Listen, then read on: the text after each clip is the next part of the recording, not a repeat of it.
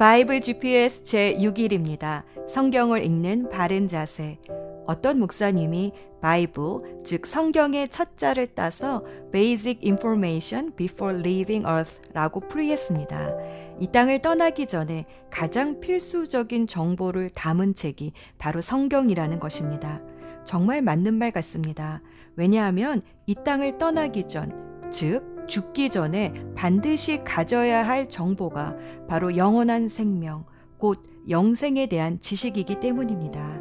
흙, 즉 물질로 만들어진 이 육체는 죽어 썩어져 다시 흙으로 돌아갈지라도 영은 물질이 아니기 때문에 썩지 않고 그 만드신 분께로 돌아가게 됩니다. 그때 나를 만드신 분이 나는 너를 모른다 하시면 나는 영원한 생명이 아닌 영원한 사막, 곧 지옥으로 보내집니다. 그래서 요한복음 17장 3절에서 영생은 오직 한 분이신 참 하나님을 알고 또 아버지께서 보내신 예수 그리스도를 아는 것이라 했습니다. 누군가를 알려면 가까이 가야 합니다. 그래서 하나님은 이스라엘 백성을 제사장 나라로 부르시고 하나님께 가까이 나아갈 수 있는 제사법, 곧 예배에 관한 법과 또 하나님 백성으로 어떻게 살아가야 하는지 10계명을 주셨습니다.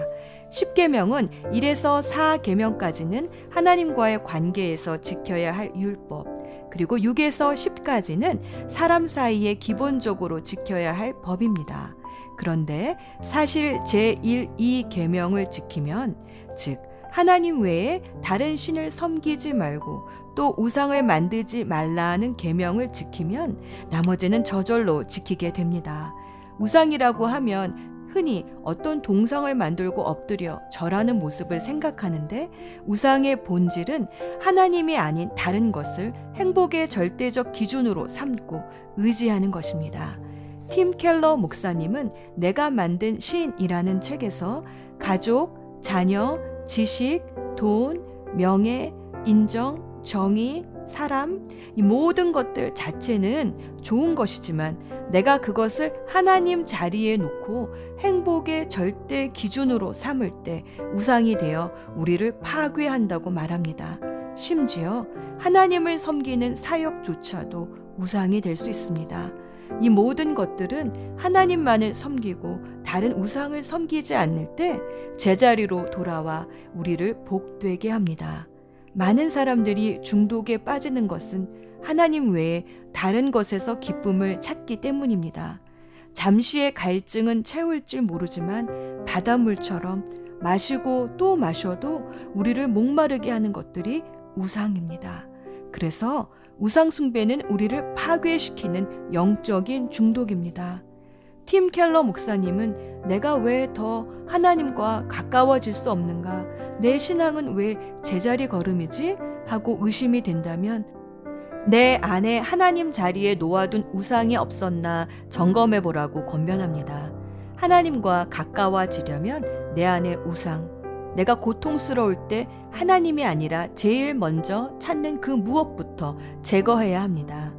오늘도 성경을 읽으며 시편 73편 28절의 말씀처럼 하나님을 가까이 함으로 하나님을 피난처로 삼을 수 있는 복된 인생이 되길 기도합니다. 오늘의 여정.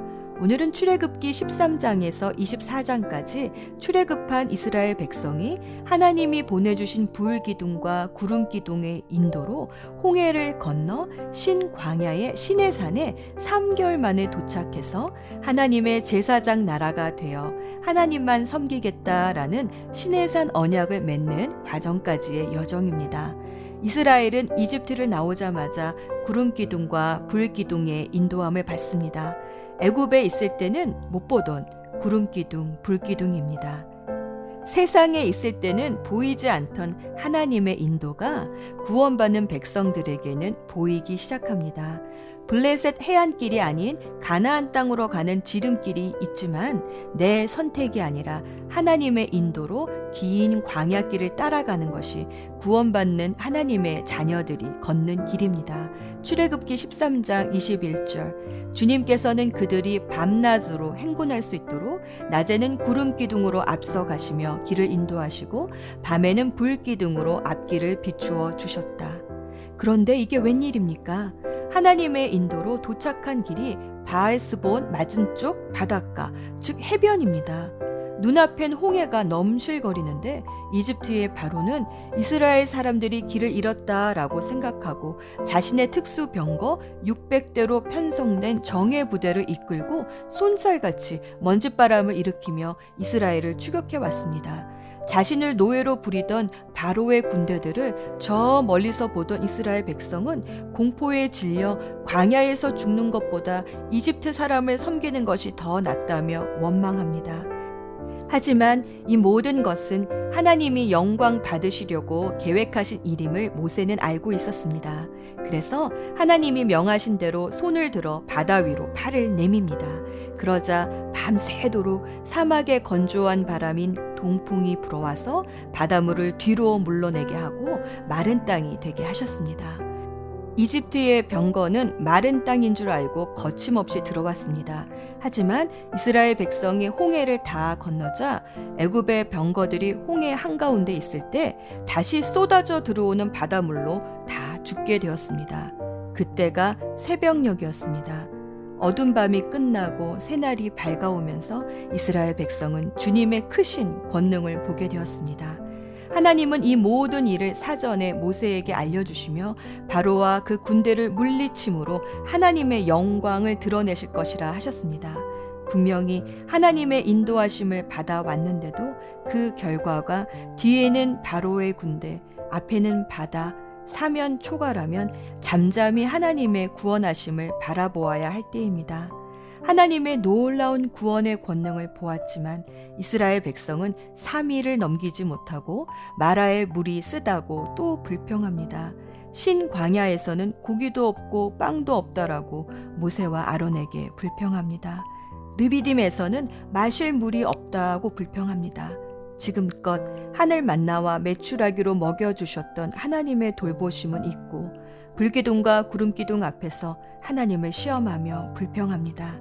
하나님은 그때마다 쓴 물을 단물로 바꿔주시고 바위를 쳐서 물이 나오게 하시면서 이스라엘 백성들을 달래주십니다.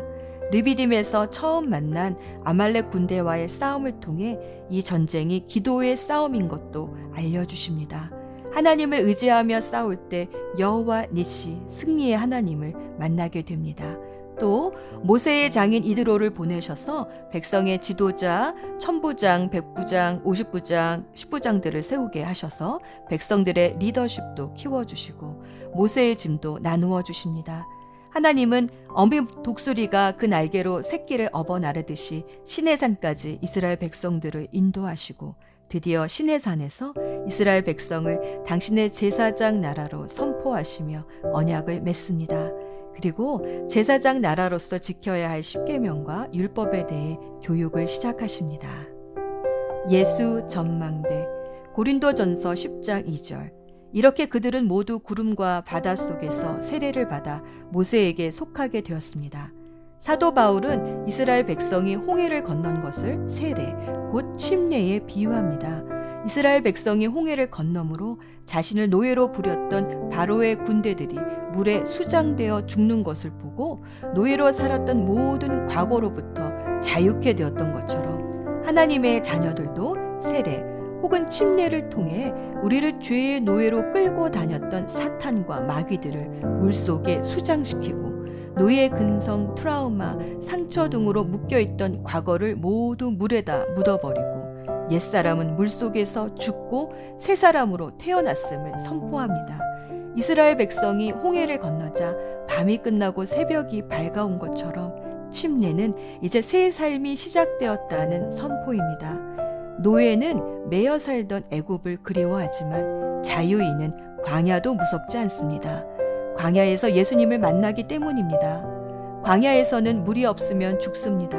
모세가 반석을 쳐서 생수를 내듯이 예수님은 자신의 몸을 쳐서 즉 십자가에서 우리 대신 죽으심으로 우리에게 영원히 살 수 있는 길을 열어주셨습니다.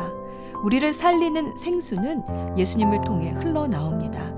그리스도인은 광야에서 예수님을 진하게 만납니다. 마라의 쓴물을 단물로 바꾸어 주시는 주님, 하늘에서 내려오는 만나가 되어 주시는 주님, 반석에서 흐르는 생수가 되어주시는 주님, 아말렉과의 싸움에서 승리하시는 주님을 만납니다.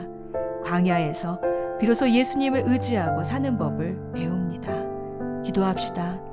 날마다 인도해 주시는 하나님, 오늘도 성경을 읽으며 주님의 구름기둥, 불기둥이 어디에서 멈추시고 어디로 움직이시는지 볼 수 있는 마음의 눈을 열어주시옵소서.